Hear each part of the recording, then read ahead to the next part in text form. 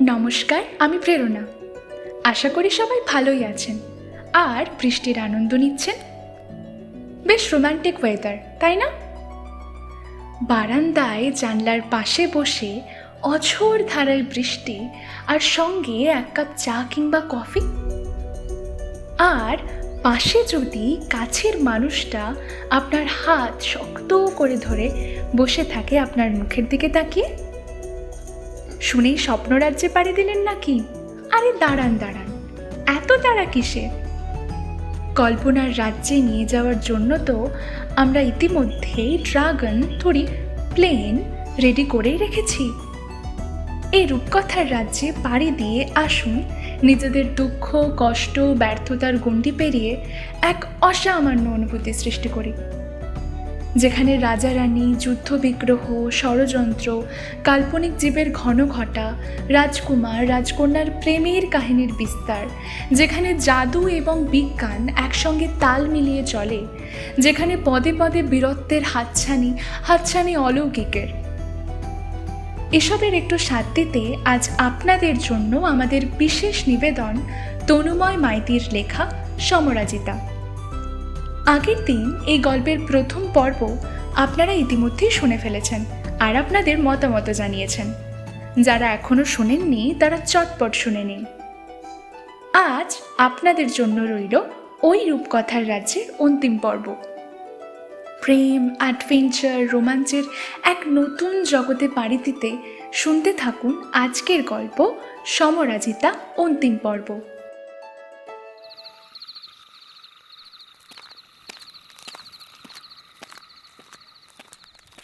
অপরাজিতা রায়বাড়ি থেকে বেরিয়ে সারা রাত হেঁটেছিল। পাহাড়ি রাস্তায় বেশিক্ষণ হাঁটলে হাঁপ ধরে তার, তাই মাঝে মাঝে একটুক্ষণ রাস্তার ধারের কোনো গাছের নিচে বসে জিরিয়ে নিচ্ছিল। এইভাবে কাউকে না জানিয়ে রায়বাড়ি থেকে বেরিয়ে আসা ওর উচিত হয়নি, কিন্তু ও আর সময় নষ্টও করতে চায় না। বাড়িতে বাবার আলমারিতে থাকা বইতে যখন প্রথম ও ভাসমান আদিত্যনগরের কাহিনীটা পড়েছিল, তখন থেকেই ওর প্রচণ্ড কৌতূহল হয় নগরটার ব্যাপারে। তাই আজ এত কাছাকাছি এসে আর সময় নষ্ট করতে চায়নি অপরাজিতা। আবার পথ চলা শুরু করল সে। কিছু দূর গিয়ে পায়ে চলা পথটা একটা নদীর ধারে গিয়ে শেষ হয়ে গেল। একটা ছোট পাহাড়ি নদী। জল তেমন না থাকলেও জলের স্রোত অনেক। চারপাশের মাটিতে চোখ ফিরিয়ে ও খুঁজতে লাগলো পথের সন্ধান। একটু পরে বাম দিকে ঘাস পাতার উপরে একটা সরু পায়ে চলা পথের সন্ধান পেল অপরাজিতা। সেটা ধরেই নদীর ধার দিয়ে এগিয়ে চলল অপরাজিতা।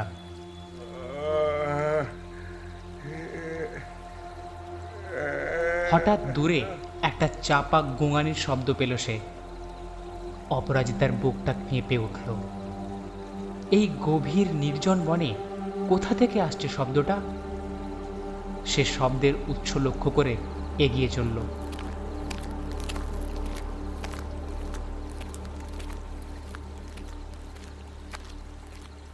কিছু দূরে নদীর একধারে একটা বড় পাথর পড়ে আছে। তার পাশ থেকেই ভেসে আসছে শব্দটা। কাছে গিয়ে চমকে উঠল অপরাজিতা। একটা ছেলে পাথরের খাঁজে আটকে আছে। ছেলেটার সারা শরীর রক্তে ভেসে যাচ্ছে। বাম হাতটা অনেকটা ছেড়ে কাঁধ থেকে বেরিয়ে এসেছে। এই দৃশ্য দেখে ভয়ে ঘৃণায় বমি পেল অপরাজিতার। ছেলেটার মুখ থেকে চাপা গোঙানি ভেসে আসছে। তার মানে এখনো বেঁচে রয়েছে ছেলেটা। অপরাজিতা আর কিছু না ভেবে হাঁটু মুড়ে বসে পড়ল ছেলেটার কাছে। তারপর ছেলেটার বুকের উপর দুই হাত চেপে ধরে চোখ বন্ধ করল। অপরাজিতার সারা শরীর আস্তে আস্তে উজ্জ্বল হয়ে উঠল।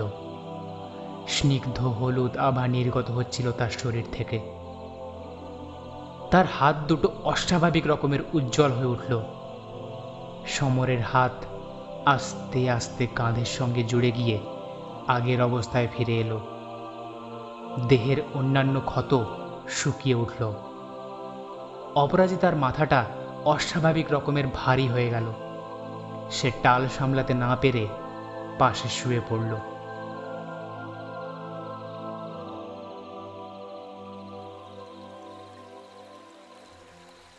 একটু পরে সমর তার চোখ খুলল। তার সারা শরীর ক্লান্তিতে ভেসে গেলেও কোথাও আর যন্ত্রণার অনুভূতি হচ্ছে না। সে ধড়ফড় করে উঠে বসল। নিজের সারা শরীরে হাত বুলিয়ে অবাক হয়ে গেল সমর। কোথাও একটুও ক্ষতের চিহ্ন নেই। পাশে অপরাজিতাকে শুয়ে থাকতে দেখে চমকে উঠল সে। ততক্ষণে অপরাজিতাও নিজেকে সামলে নিয়ে উঠে বসেছে। সমর বিস্ময়ের দৃষ্টিতে তাকিয়ে রইল তার দিকে। তুমি কে? অপরাজিতা দুই হাতের উপর ভর দিয়ে উঠে দাঁড়ালো। আমি অপরাজিতা। তুমি এখানে রক্তাক্ত অবস্থায় পড়েছিলে, কি হয়েছিল তোমার সঙ্গে? সমর উঠে দাঁড়িয়ে নদীর দিকে তাকিয়ে সম্পূর্ণ ঘটনার বর্ণনা দিল অপরাজিতাকে। তারপর জিজ্ঞেস করল, আমি বাঁচলাম কি করে? ওরকম চোটে তো আমার মরে যাওয়া উচিত ছিল। আমার একটা ক্ষমতা আছে, আমি নিজের প্রাণশক্তি দিয়ে মৃতপ্রায় কাউকে বাঁচাতে পারি। আগে কিছু গাছ আর ছোট প্রাণীকে বাঁচিয়েছি। জন্ম থেকেই তোমার এরকম ক্ষমতা? না, আমার বয়স যখন 6 বছর তখন আমার মা মারা যায়। সেই রাতে আমি মায়ের কোলে শুয়েছিলাম। মা আমার পাশে বিছানায় শুয়ে জ্বরের ঘোরে কাঁপছিল। তারপর যখন ঘুম থেকে উঠি তখন সব শেষ। ছোট ছিলাম তো, বুঝতে পারিনি। একদিন না, বাড়ির পাশের ঝোপে একটা আহত খরগোশকে পড়ে থাকতে দেখে যত্ন করে তুলে নিয়ে এলাম। কি মনে হয়েছিল, মায়ের কথা মনে পড়ে মনটা খুব খারাপ লাগছিল। তখন খরগোশটাকে জড়িয়ে ধরে কেঁদেছিলাম। তখন হঠাৎ আমার গোটা শরীর উজ্জ্বল হয়ে উঠল, আর একটু পরে খরগোশটার ক্ষত একদম সেরে গেল। সমর অবাক হয়ে শুনছিল অপরাজিতার কথা। সে অশ্রুসিক্ত গলায় বলল, আমার জীবন বাঁচানোর জন্য আমি সারা জীবন ঋণী হয়ে থাকলাম তোমার কাছে। তুমি যাচ্ছিলে কোথায়? এই বিশেনপুর যাচ্ছিলাম কিছু দুর্লভ উদ্ভিদের খোঁজে। আমিও ওখানে যাচ্ছিলাম, চলো একসাথে যাই। সমর চারপাশে ছড়িয়ে থাকা ওর অবশিষ্ট জিনিসগুলো একত্র করে পথ চলতে শুরু করলো। পথে দুজন একে অপরের জীবনের গল্প বলল। নদীর ধার দিয়ে হাঁটতে হাঁটতে একসময় একটা ভাঙা সেতুর কাছে এসে দাঁড়ালো দুজনে। এই জায়গায় নদীর স্রোত কিছুটা কম। খুব সাবধানে ধীরে ধীরে দুজনে নদী পেরিয়ে অপর প্রান্তে পৌঁছল। কিছু দূর যাওয়ার পর কয়েকটা বাড়ির ধ্বংসাবশেষ চোখে পড়ল। যেন কোনো বিশাল শক্তিশালী ঝড় গোটা এলাকাকে তছনছ করে দিয়েছে। সমর বলল, এটাই মনে হয় বিশেনপুর। এখানে কেউ থাকে বলে তো মনে হয় না। চলো রাত কাটানোর মতো একটা আশ্রয় খুঁজি। অপরাজিতা সম্মতিসূচক মাথা নেড়ে এগিয়ে গেল। একটা বড় বটগাছের নিচে মোটামুটি বাসযোগ্য একটা মাটির বাড়ির মধ্যে ওরা রাতের আশ্রয় নিল। অপরাজিতার পোঁটলির মধ্যে কিছু চাল আর মুড়ি ছিল। দুজনেই অনেক ক্লান্ত, তাই অপরাজিতা ঠিক করল ভাত রাঁধবে। সমর বাইরে থেকে খুঁজে খুঁজে কিছু আলু তুলে নিয়ে এলো। তারপর চকমকি দিয়ে আগুন জ্বেলে ভাত বসালো অপরাজিতা। সমর কাছে বসে দেখছিল তাকে। অপরাজিতার মুখের দিকে তাকিয়ে তার মনের মধ্যে অদ্ভুত একটা অনুভূতি হলো।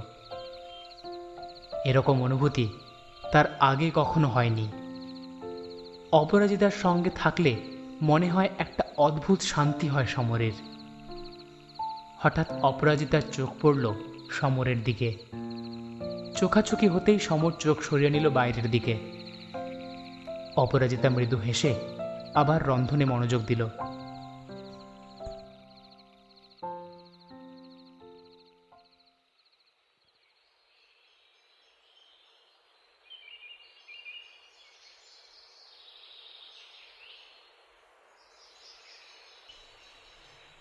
পরের দিন সকালে দুজনে আবার পথ চলতে শুরু করলো।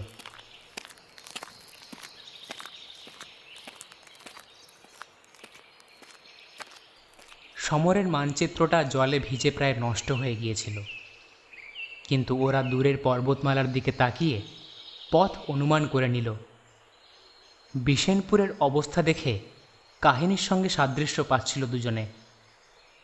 অপরাজিতা বলল, ভাসমান আদিত্যনগরের যে গল্পটা বহুদিন ধরে চলে আসছে, সেটা সত্যি হলেও হতে পারে।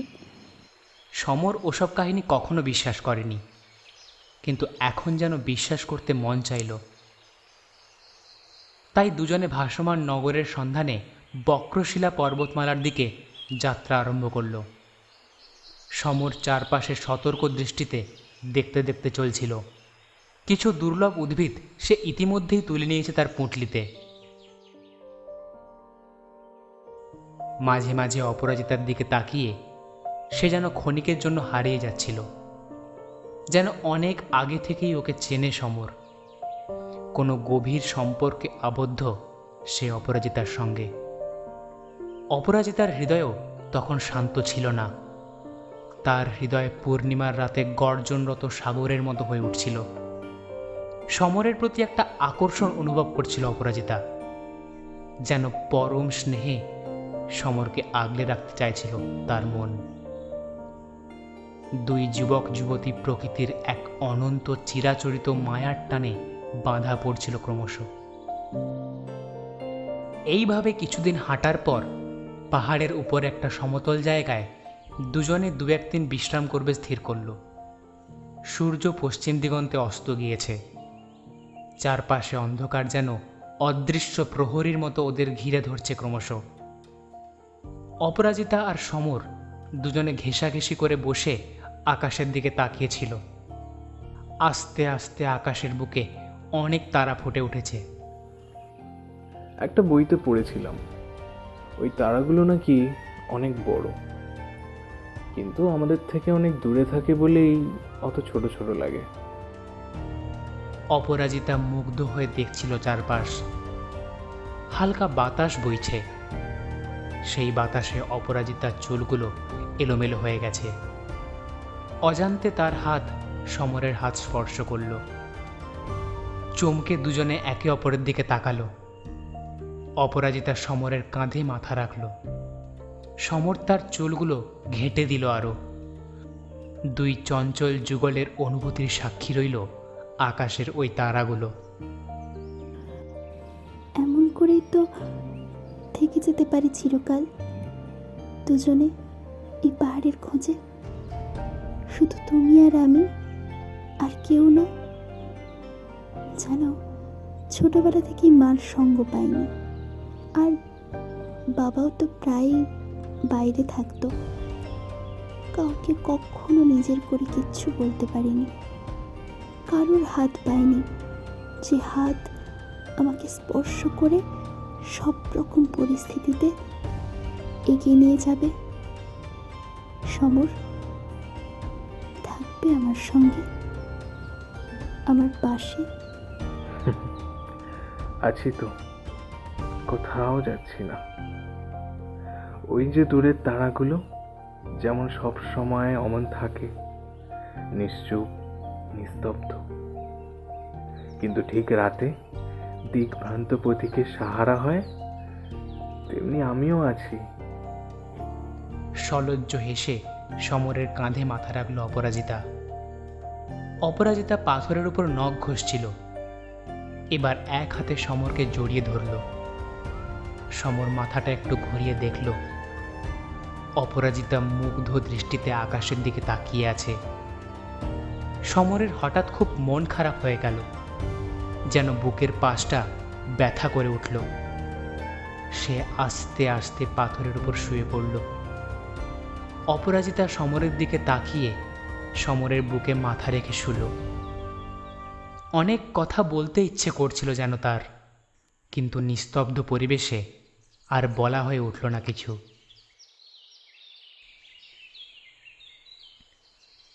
দুদিন পর পাহাড়ের ধার দিয়ে একটা সরু খাঁজ বেয়ে ওরা উপরে উঠছিল। দুটো পাথরের খাঁজের মাঝখানে একটু সমতল জায়গায় এসে জোরে জোরে শ্বাস নিল ওরা। সমর চারপাশটা দেখে বলল, এগোনোর আর কোনো রাস্তা নেই। অপরাজিতা কিছু একটা ভেবে পাথর দুটোর আড়ালে গিয়ে চিৎকার করে ডাকল, সমর, এদিকে এসো, এখানে একটা গুহা আছে। সমর তাড়াতাড়ি সেই দিকে গেল। ঠিকই, পাথরের আড়ালে একটা সরু গুহার মুখ। গুহা মুখের সামনে দুপাশে দুটো অদ্ভুত প্রাণীর মূর্তি। প্রাণীটার সারা শরীর সিংহের মতো, মুখটা মানুষের মতো, আর পিঠে দুটো বড় বড় ডানা। অপরাজিতা অস্ফুটে বলে উঠল, স্ফিংস, মানে আদিত্যনগরের উপাস্য দেবতা। তার মানে এই গুহার সঙ্গে ভাসমান নগরের কোনো সম্পর্ক আছে? ওদের সঙ্গে কিছু গাছের ডাল আছে, সেগুলোর একটাতে সমর নিজের একটা পুরনো কাপড় জড়িয়ে আগুন ধরালো। তারপর সাবধানে দুজনে গুহার মধ্যে প্রবেশ করল। গুহার ভিতরে মাঝে মাঝেই পাথরের গায়ে বিভিন্ন চিত্র খোদাই করা আছে। আমার বাবার কাছে একটা প্রাচীন বই ছিল, সেখানে এই নগর সম্বন্ধে অনেক ঘটনা লেখা ছিল। আদিত্যনগরের মানুষের বিশ্বাস ছিল জল, বায়ু আর প্রকৃতি আর আলোর ওপরে অধিকার রক্ষাকারী 4 ড্রাগন এই পৃথিবীকে রক্ষা করে আর জীবকুলের ভারসাম্য বজায় রাখে। আদিত্যনগর একসময় খুব ঐশ্বর্যশালী নগর ছিল। এই নগরের সম্পদ লুটের জন্য বারবার অনেক রাজা আক্রমণ করে, কিন্তু কেউই বিজয়ী হতে পারেনি। আলোর ড্রাগন বা দৈব ড্রাগন মারু আর স্ফিংস মিলে সেই সব আক্রমণ থেকে নগরের সৎ, দয়াশীল, জ্ঞানী মানুষদের বাঁচান। কিন্তু আস্তে আস্তে নগরের পরিবেশ কলুষিত হতে থাকে। অন্তর্দ্বন্দ্ব, ষড়যন্ত্র, খুনের ঘটনা ক্রমশ বাড়তে থাকে। তাই বায়ুর অধিপতি ড্রাগন ইরা বিশাল ঘূর্ণিঝড় সৃষ্টি করে ধ্বংস করে দেন এই নগর। কিন্তু মারু আর স্ফিংস মানুষের ওপর দয়া করে ভাসমান নগরের নির্মাণ করেন এই পর্বতের কোনো গোপন জায়গায়। এই পাথরের গায়ে সেই ঘটনার চিত্র খোদাই করা আছে। হঠাৎ কি একটা দেখে সে উত্তেজিত হয়ে উঠল। পাথরের একটা নির্দিষ্ট অংশে হাত বুলিয়ে বলল, এখানে এমন একটা ঘটনার কথা বলা আছে যেটা আজ অব্দি বাইরের সভ্যতার কেউ জানে না। কি লেখা আছে ওখানে? ভাসমান নগরে নতুন করে সবাই শান্তিতে থাকতে শুরু করলেও সেই শান্তির চিরস্থায়ী হলো না। হ্যাঁ, প্রায় 120 বছর পরে আবার অশান্তির তুমুল আকার নেয়। ঝগড়া, বিবাদ, খুন, নারীর অসম্মানের মতো ঘটনা ক্রমশ বাড়তে থাকে। এই যে দেখছো, এখানে 120টা বৃত্ত আঁকা আছে। আমি বাবার বইতে পড়েছিলাম, ওরা এইভাবে বছরের বর্ণনা দিত। তো এইভাবে যখন মানুষ হিংস্র হয়ে উঠল, তখন এরা একটা মতলব করলেন। মারু সরাসরি এই নগরের সুরক্ষা প্রদান করেছিলেন, তাই তিনি স্ফিংসের সঙ্গে ষড়যন্ত্র করে একদিন মারুকে আমন্ত্রণ করেন এই নগরের পাশের উপত্যকায়। মারুর সঙ্গে কথা বলার সময় স্ফিংস পেছন থেকে মারুর ডানায় আঘাত করেন। সে আঘাত সামলাতে যখন মারু পেছন ফেরেন, তখন এরা দৈব অস্ত্র দিয়ে মারুকে হত্যা করেন। সেই মুহূর্তে এই নগরের মধ্যে অবস্থিত সব মানুষ পাথরের মূর্তিতে পরিণত হয়। স্ফিংস এইসব দেখে শেষ মুহূর্তে ইরার বিরুদ্ধে দাঁড়ালে ইরা তাকেও হত্যা করেন। তারপর মারুর মৃতদেহ নিয়ে গিয়ে নগরের মধ্যে ফেলেন। যে 5 জন দ্বার রক্ষককে এই গুহার পাহারার জন্য রাখা হয়েছিল, তারা সেই মুহূর্তে নগরে ছিল না বলে প্রাণে বেঁচে যায়। তারাই এই ঘটনা পাথরে খোদাই করে রাখে। সমর এতক্ষণ রুদ্ধশ্বাসে অপরাজিতার কাহিনী শুনছিল। সে উত্তেজিত হয়ে বলল, তার মানে এই গুহার অপর প্রান্তেই সেই নগর? অপরাজিতা কিছু একটা ভাবছিল। সম্মতি জানিয়ে মাথা নাড়ল। দুজনে সাবধানে মাথা বাঁচিয়ে চলতে লাগলো। একটু পরে দূরে আলো দেখতে পেল ওরা। প্রায় দৌড়ে দুজনে গুহার মুখে গিয়ে পৌঁছল। বাইরে বেরিয়ে এসে দুজনে বিস্ময়ে অভিভূত হয়ে স্থির হয়ে দাঁড়িয়ে গেল। ওদের সামনে এক বিশাল নগর, চারপাশে পাহাড়ের মধ্যে মাঝখানে কিছুটা উঁচুতে ভাসছে সেই দৈব নগর। চারপাশে কিছু সেতুর মাধ্যমে মূল ভূমির সঙ্গে যুক্ত এই নগর। অনেক উঁচু উঁচু পাথরের বাড়ি, মিনার, ঝর্ণা চারপাশে ছড়ানো। সেই সব বাড়ির গায়ে সোনার কারুকার্য চকচক করছে এতদিন পরেও। গোটা নগরে অবশ্য আদিম অরণ্য নিজের শাখা প্রশাখা বিস্তার করেছে ইতিমধ্যে। অপরাজিতা ছুটে সেতু পেরিয়ে নগরের নিচু চাতালে চলে এলো। এতদিন পরেও সেতু মজবুত রয়েছে। সমর সেতু দিয়ে অপরাজিতার কাছে গেল।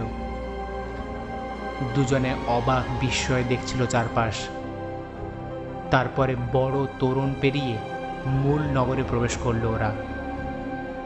দুজনে আরো চমকে দেখল এক বিশাল প্রাণীর কঙ্কাল পড়ে আছে ওদের সামনে। তার চারপাশে অনেক মানুষের মূর্তি। দুজনে ঘুরে ঘুরে চারপাশটা দেখছিল। না, শুধু মানুষ না, অনেক অবলা জীবের মূর্তিও দেখতে পেল ওরা। নিজের চোখকে যেন বিশ্বাস করতে পারছিল না সমর। অপরাজিতা বলল, ড্রাগন মারুর মৃতদেহ।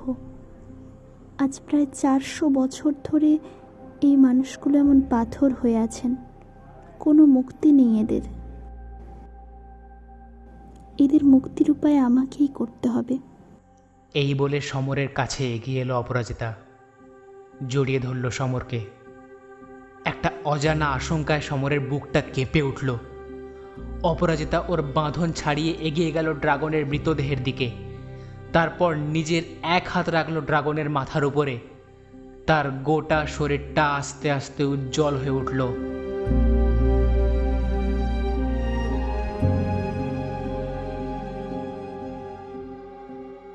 স্নিগ্ধ হেসে সমরের দিকে তাকিয়ে অপরাজিতা বলল, চলি, এইবারের সম্পর্কটা পরে এগোনো যাবে আবার সুযোগ পেলে। তার শরীর আস্তে আস্তে আরো উজ্জ্বল হয়ে উঠল।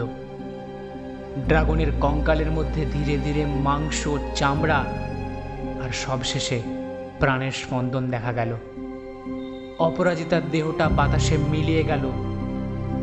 ড্রাগন প্রাণ ফিরে পেতে সমরের দিকে তাকিয়ে একটা গগনভেদী গর্জন করে বিশাল ডানা মেলে উড়ে গেল আকাশে।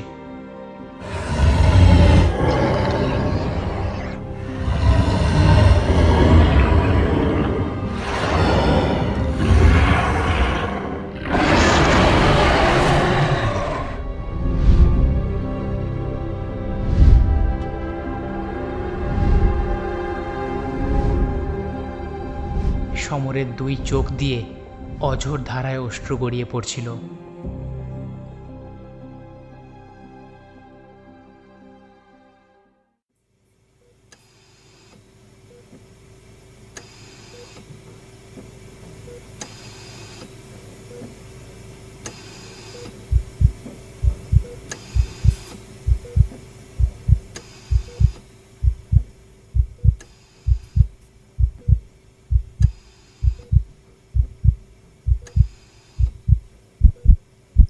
ডক্টর, পেশেন্টের অবস্থা আরও খারাপ হচ্ছে।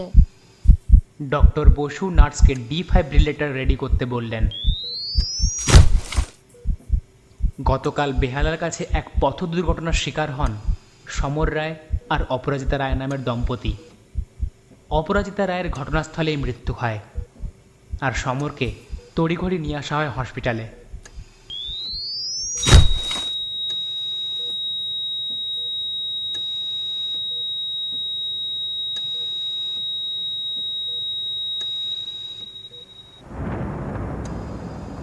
শক দেওয়ার পরেও আস্তে আস্তে নিভে যায় সমরের হৃদয়ের স্পন্দন, হয়তো ভবিষ্যতে কখনো আবার জেগে ওঠার জন্য।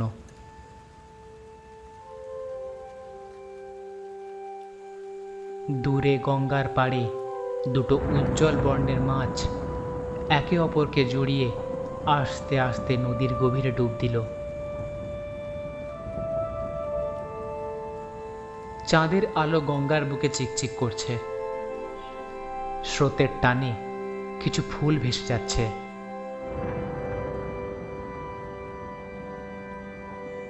যেন অসংখ্য মানুষের মন খারাপের মাঝে চিরবহমান এই নদী আরও অনেক ভালোবাসার সাক্ষী হয়ে থাকবে, সুদূর ভবিষ্যতের স্বপ্নময় জগতে হারিয়ে যাওয়ার অপেক্ষায়।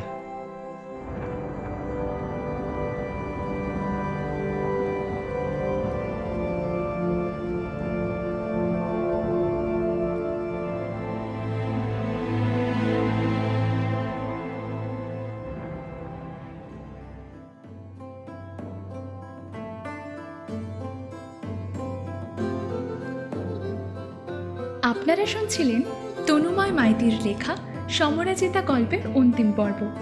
গল্প পাঠে সোহম, অপরাজিতার চরিত্রে অয়ন্তিকা, সমরের ভূমিকায় সায়ক, রায়কিন্নি এবং নার্সের চরিত্রে ঈশিতা, নূপুরের ভূমিকায় প্রত্যাশা, জনৈক বুড়ি সুবর্ণা এবং গল্পের সূত্রধার আমি প্রেরণা। পোস্টার ও পাবলিসিটি ডিজাইনে তনুময়, শব্দগ্রহণ, আবহ সঙ্গীত এবং গল্পের পরিচালনায় সোহম। গল্পটি একটু ভিন্ন স্বাদের। কেমন লাগলো আপনাদের নিচে অবশ্যই কমেন্ট করে জানাবেন, এবং আপনারা এরকম ভিন্ন ছন্দের গল্প আরও শুনতে চান কিনা সেটাও কমেন্ট করে জানাবেন। গল্পটি ভালো লাগলে লাইক শেয়ার অবশ্যই করে দেবেন। আমাদের চ্যানেলটিকে এখনও সাবস্ক্রাইব করে না থাকলে সাবস্ক্রাইব করে আমাদের পাশে থাকুন। আপনাদের লেখা গল্প আমাদের পাঠাতে পারেন creation.unit.official@gmail.com এ। আজকের মতো বিদায়। ক্রিয়েশন ইউনিট খুব শীঘ্রই ফিরবে নতুন কোনো গল্প নিয়ে। ধন্যবাদ।